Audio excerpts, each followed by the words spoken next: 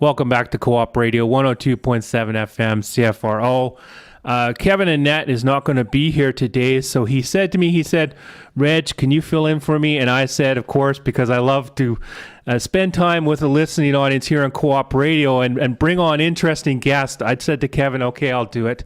So this show today is it's a special for Monday Brown Bagger in the sense that I get to continue informing the listening audience and bringing on interesting guests to enlighten us, to empower us, and to inform us. I mean, that's the most important thing about Co-op Radio that I love. It's alternative radio at its best.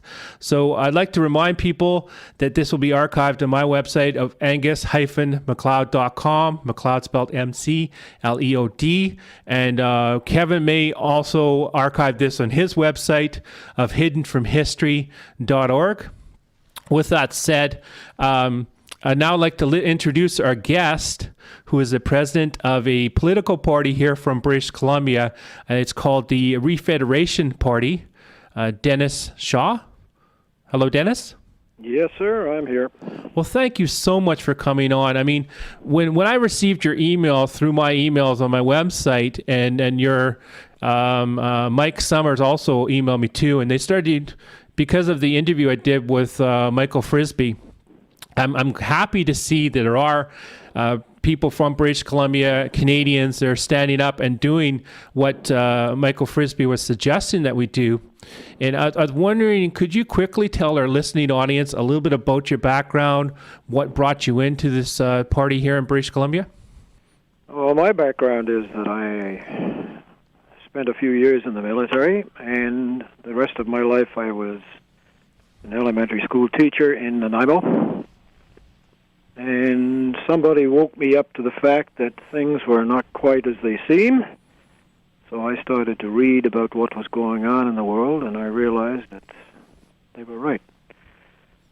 One thing I realized that we are in quite a constitutional mess in this country. And as a matter of fact, I'm not the only person saying that. There was a member of Parliament a few years ago who actually wrote a book, Canada, a Country Without a Constitution.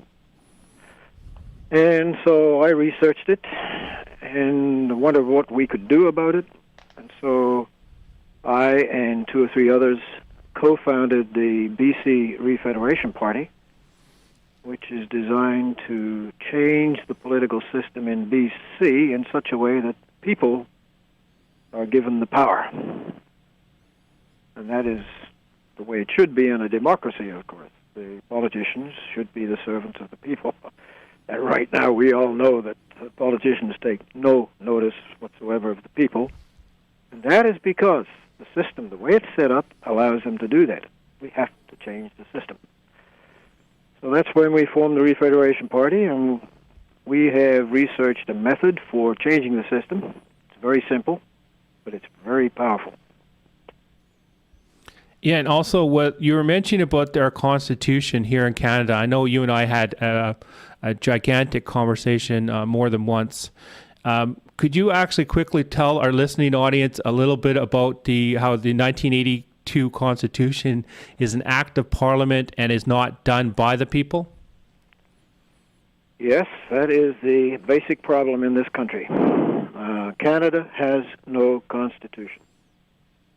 And also, it is true to say that BC has no constitution, but we can come back to that in a short while.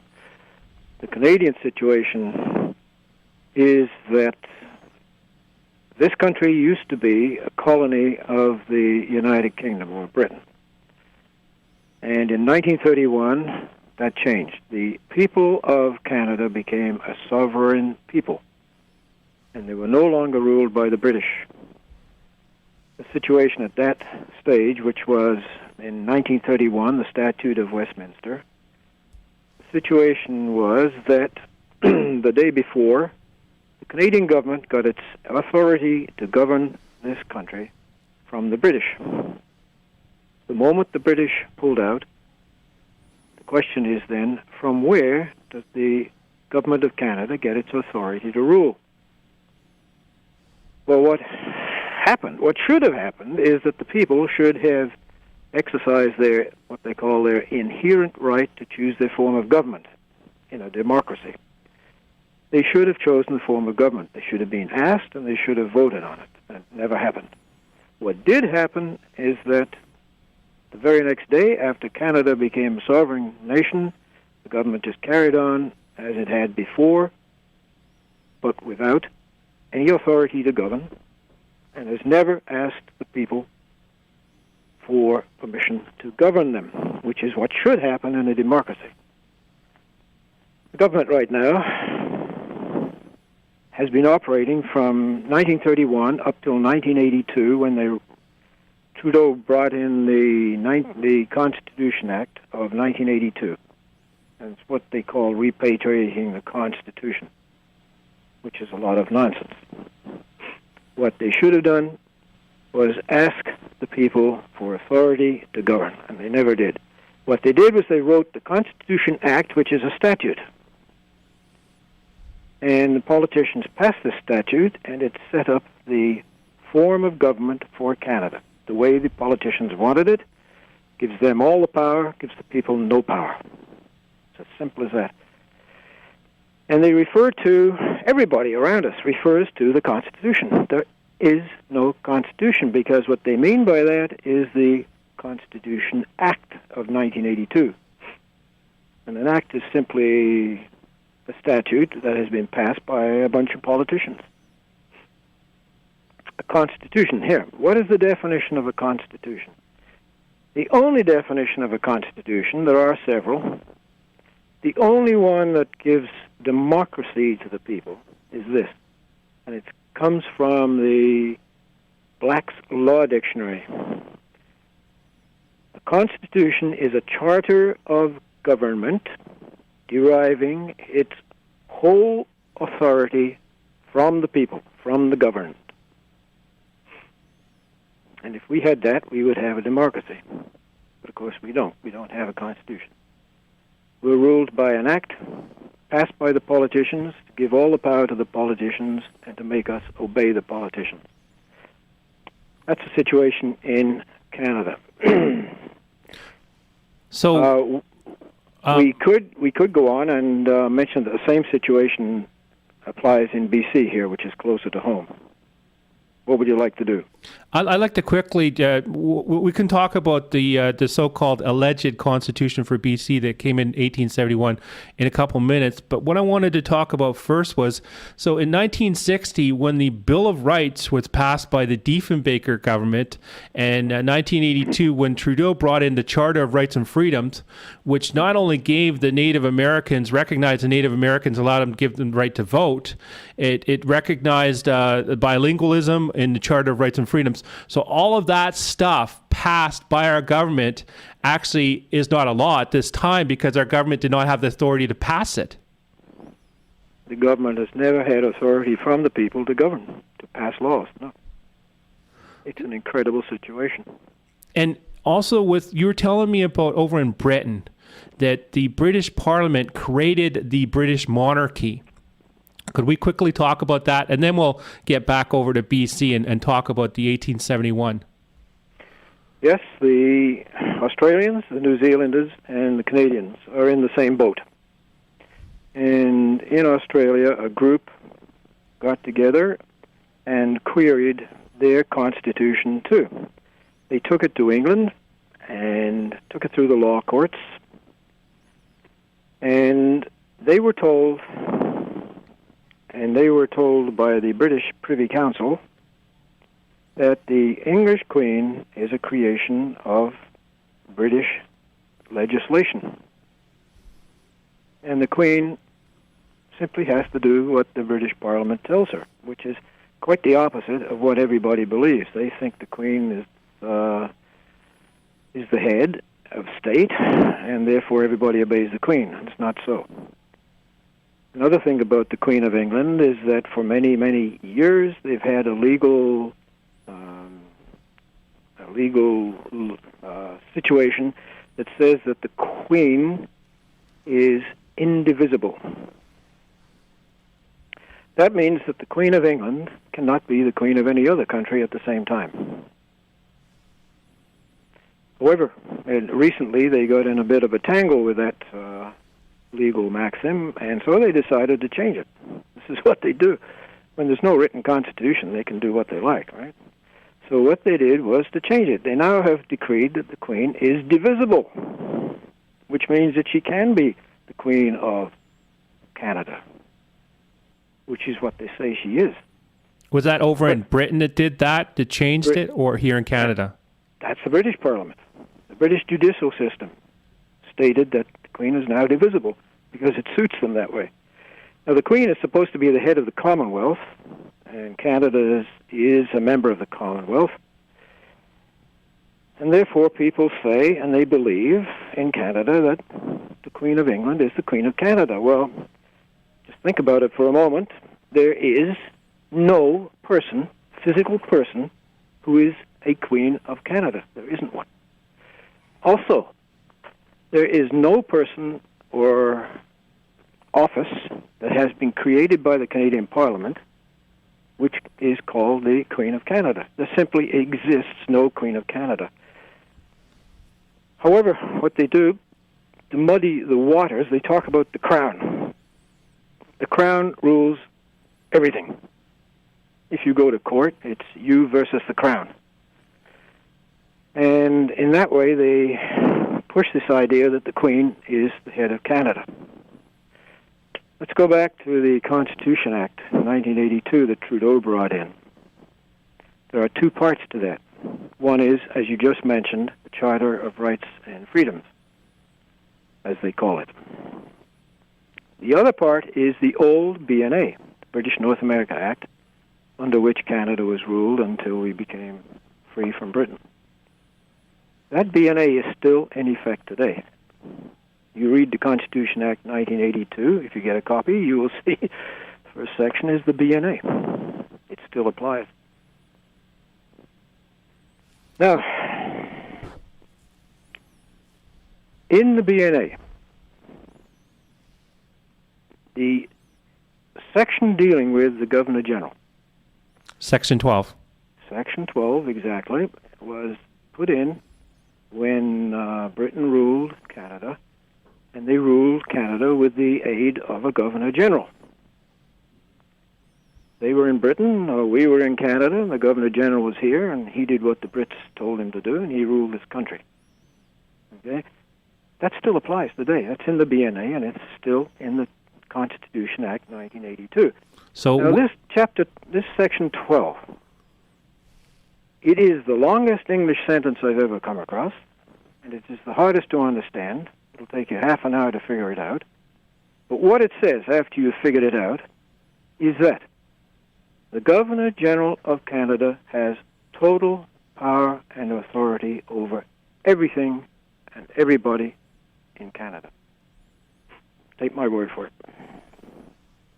So when they tried to dissolve Parliament and they tried to enter into that coalition where the Bloc and the NDP and the Liberals all got together, and it went to the Governor General, so when the Governor General refused to accept it and told Harper to go back and continue on with his minority government, that's when that Section 12 came into play. And if that's true, then what happens is, that is evidence enough to prove that our Constitution is nothing more than a piece of paper which doesn't exist. Yes, the Governor General had every right to tell the Prime Minister what to do. It is a total comical farce, actually, because the Governor General is appointed by the Prime Minister. A lot of people don't know this. In the old days, the Governor General, when Britain ruled this country, the Governor General was appointed by a letter patent. There have been no letters patent signed by Britain since somewhere early in the 1900s.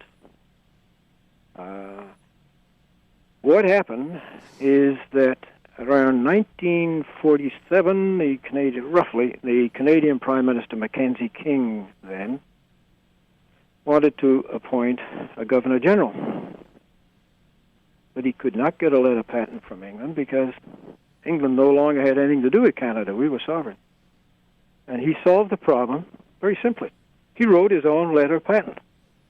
You can find it on the web. I've got a copy in my house here. he wrote it saying that I appoint so-and-so to be Governor General of Canada. And he wrote it in such a way that it sounded as though the Brits had written it. It's rather a cunning piece of paper. And that started the system then of Canadian prime ministers appointing the Governor General on their own without the Brits. And that's what happens today. So we have the Prime Minister, who actually, in my opinion, is a total dictator and runs everything in Canada, appointing a Governor General under Section 12 who has total authority over Canada. What a mess. And the people have nothing to say about any of this. So can I quickly get to 1871, this alleged BC Constitution, which you and I know is nothing more than a piece of paper, again, has no power to it. I had a chance to read through that because of my research that I've done on the massive corruption in regards to the mining issue here in British Columbia. Someone from the legislature actually emailed me a copy of this 1871 document. And when I had a chance to read through it, what it did was it sets the lieutenant governor up as every single bill that passes over in the legislature has to be handed over to him, and he rubber stamps it. And if he doesn't like anything, he can turn around, he can send it back and say, no, change the bill. So he's basically set up as the ultimate leader here in the province of British Columbia. Could you talk a little bit about the Lieutenant Governor, how he's appointed, and how this ties in with the Governor General? It's exactly the same scene here in BC. In 1871, when we joined what was called the Confederation, incidentally, there has never been a confederation, but if anybody can produce a document where all the provinces have given up powers to a central government to confederate, I would like to see it. However, that's by the way.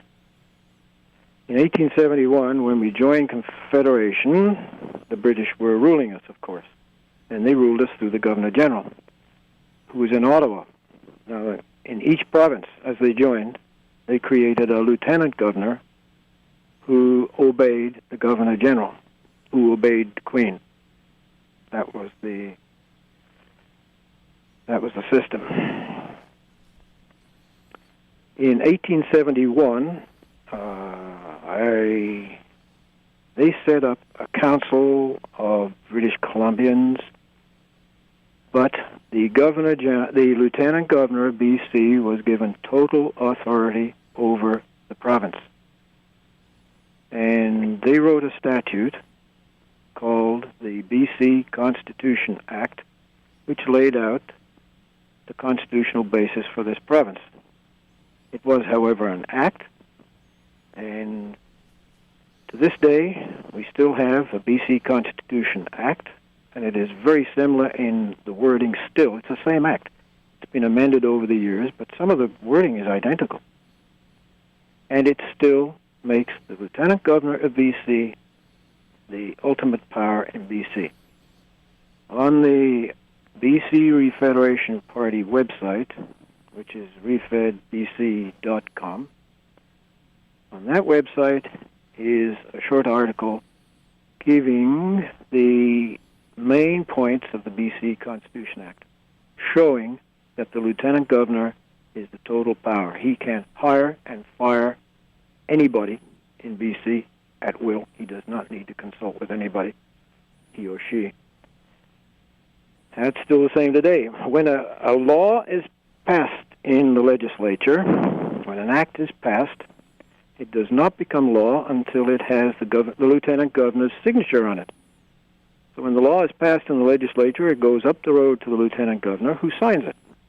The Lieutenant Governor has the power to say no, as you just mentioned. And he can send it back and keep sending it back. And the elected representatives of the British Columbian people can do nothing about this. And it's also a fact that no money, no actor of the legislature spending money is permitted until it has the Lieutenant Governor's signature, an agreement, before it's spent. Before the act is passed, they must get agreement from the Lieutenant Governor. It's all in the BC Constitution Act. And that's what rules BC today. Under it, it sets up a prime minister and it gives him all the powers he wants that he has today. But if the lieutenant governor wants to disagree with the prime minister or the actions of the BC representatives, he can veto anything. He is appointed, I think is the right word, by the Canadian Parliament. He's certainly paid by the Canadian Parliament. And since he's paid by the Canadian Parliament, this will give you an idea that this is how the Canadian Parliament controls this province. That's one of the things we need to negotiate, which the BC Refederation Party is ready and willing to renegotiate.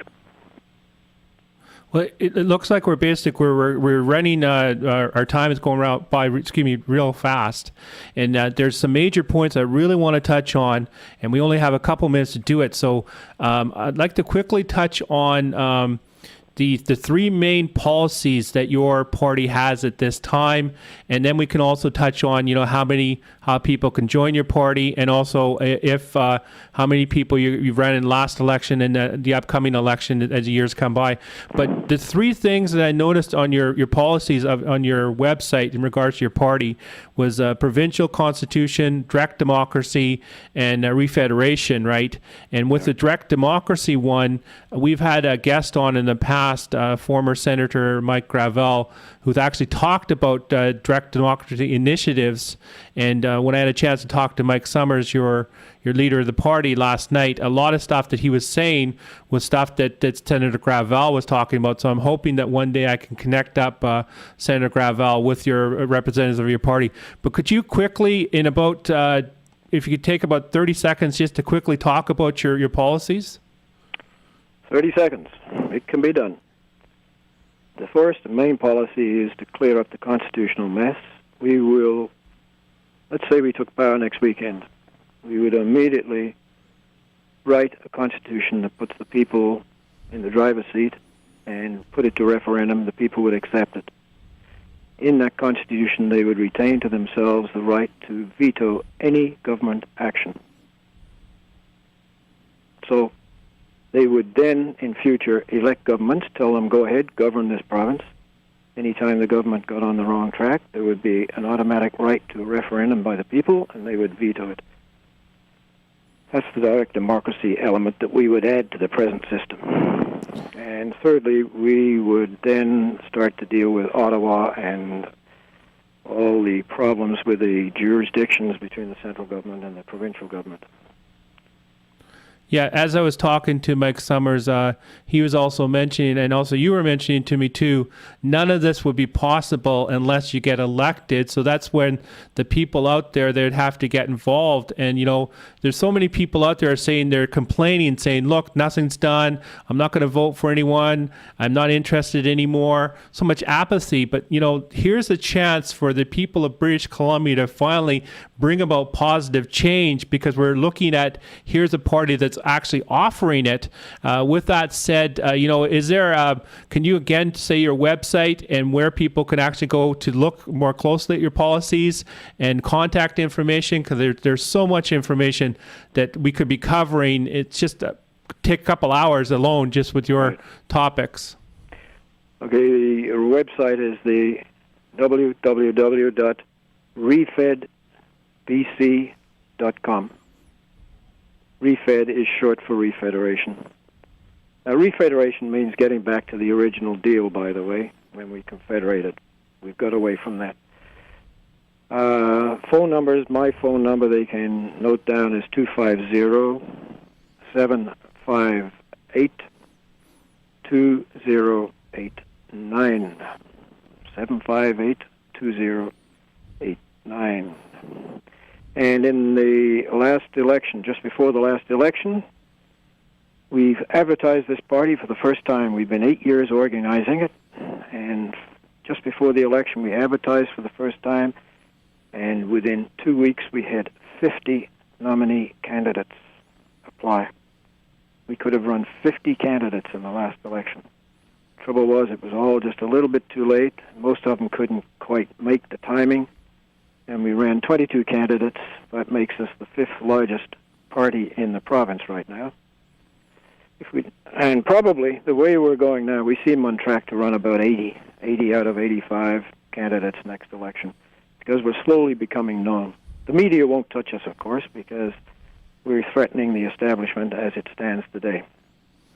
Yeah, Mike and I had a gigantic conversation yesterday, and he was telling me how there's certain media outlets that don't feel that they have to give people fair listening time when it comes to election time. But it's amazing how they talk about how each party's getting fair representation in regards to time on the radio. But when it comes all down to it, and you start to look at the time, the Liberals are getting the most, and then followed by the NDP, and then the other parties right after that one, the minor players are getting a lot more time than even your party was getting, because I didn't become aware of your party until you emailed me, and because of my interview I did with Michael Frisby, and you brought it to my attention that actually there are Canadians out there. There's people from British Columbia that are doing what Mr. Frisby was recommending, and I thank you so much for that email. And it's so great to see other people from BC finally looking at let's bring about positive change. And like I continue to tell people, only change can come through the people. That's the only change that can come, and it has to be through the people. That is democracy, because what I believe in democracy, I believe that it's the people that that should come up with the laws, and then it's the politicians who enforce the laws that the people have come up with. In other words, the politicians are not allowed to change the laws in any way, and this benefits the people and only the people, because the people are the employers and the politicians are the employees of the people, who should, if the politicians do anything that people don't like, not only should they be held accountable in the court of law for anything illegal that they've done, at the same time, I believe that we, the people, should have the right to fire them. Exactly. And I'd just like to remind our listening audience, Co-op Radio 102.7 FM, CFRO. This is Monday Brown Bagger. Thanks to Kevin and Annette for allowing us to have this time. And what we're going to do, I thank you so much for coming on today there, Dennis. That was Dennis Shaw, the president of the BC Refederation Party. Thank you so much for bringing your party to my attention. We're definitely going to have you come back on in the future.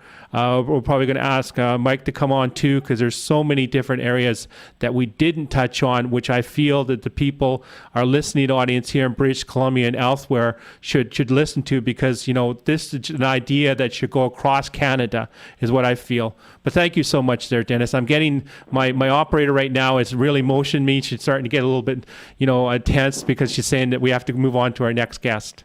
I'll say one more thing. You say spread across the country. There is the start of a Refederation Party in Alberta already. Just started last month. It's spreading. Well, okay, thank you. Thank you so much there, Dennis. Goodbye.